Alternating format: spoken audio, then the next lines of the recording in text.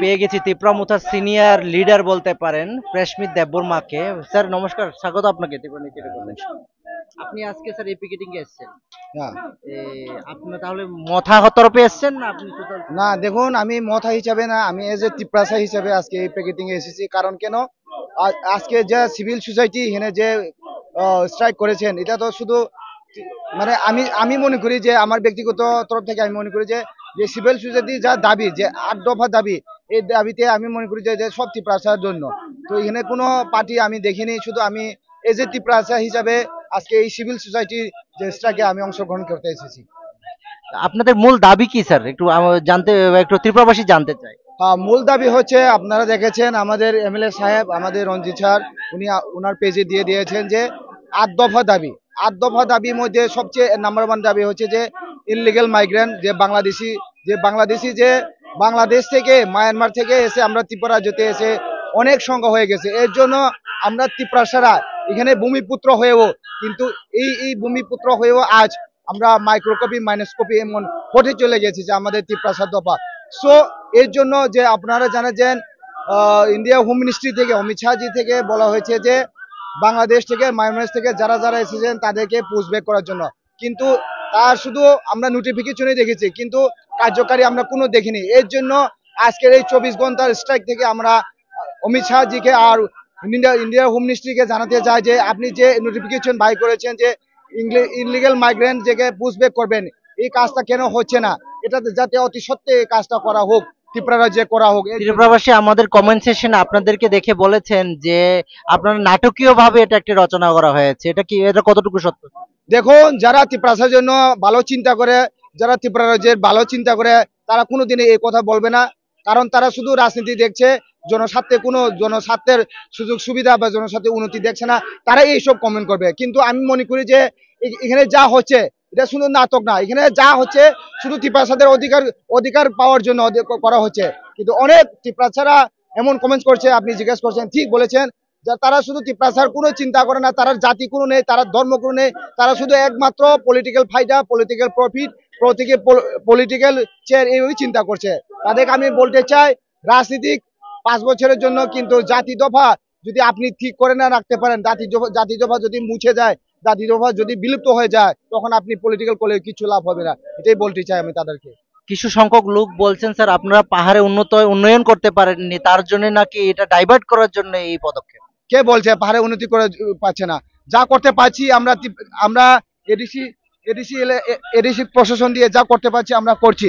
কিন্তু আপনারা জানেন যে এডিসি গভর্নমেন্টকে রাজ্য সরকার কত টাকা দিচ্ছে।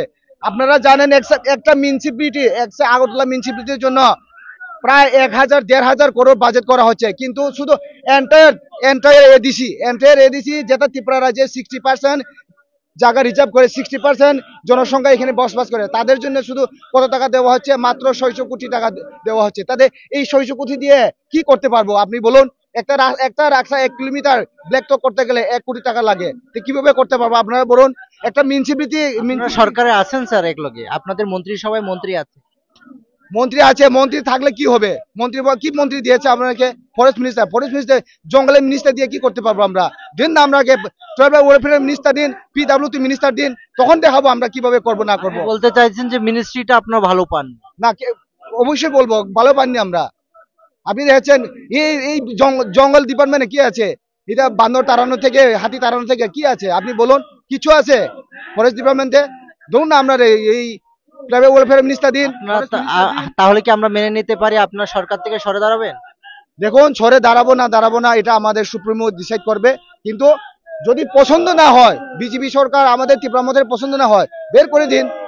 মহারাষ্ট্র প্রদ্যুৎ কিশোর দেববর্মা ত্রিপুরামতার যে সুপ্রিমো আছেন, উনি বলেছিলেন, অমরপুর থেকে হুঙ্কার দিয়েছিলেন, যদি ওই একর সাইন যা করেছেন ওটা যদি কমপ্লিট না হয় তাহলে সরকার থেকে বেরিয়ে যেতে পারে। অবশ্যই দেখো, সবকিছুর একটা লিমিট আছে, আমরা অপেক্ষা করছি, কিন্তু আমাদের অপেক্ষাও একটা লিমিটেশন আছে। এই লিমিটেশন যদি ক্রস হয়, অটোমেটিকলি আমরা সরকার থেকে বেরোয় যাব। এই ডিসিশন আমাদের সুপ্রিমো বুবাগরা উনি ডিসিশন করবেন। আজকে আপনি বলছেন সিভিল সোসাইটি থেকে এই বন ডাক দেওয়া হয়েছে, কিন্তু আমরা যে কতটুকু দেখতে পেয়েছি, এখানে বিধায়ক রঞ্জিত দেববর্মা যে দাবিটা আছে এটা ত্রিপুরামুথারই দাবি, এটা আলাদা কোনো দাবি নয়।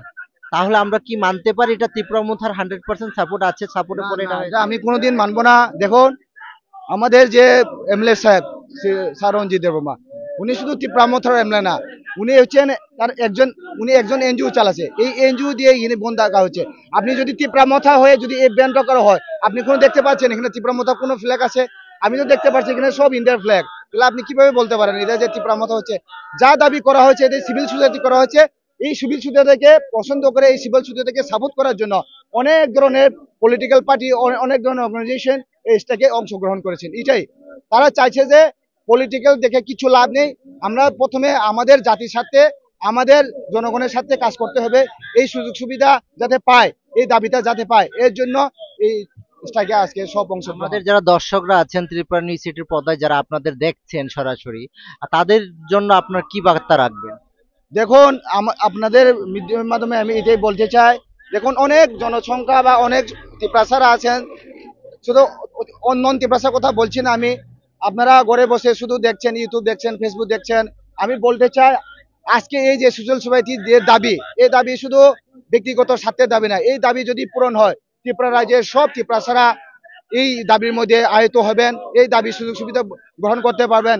সো আপনাদের কাছে এটাই রিকোয়েস্ট করব, ঘরে বসে না থেকে যেখানে যেখানে প্যাকেটিং হচ্ছে এই প্যাকেটিং এ অংশগ্রহণ করার জন্য। অসংখ্য অসংখ্য ধন্যবাদ স্যার আপনাদের।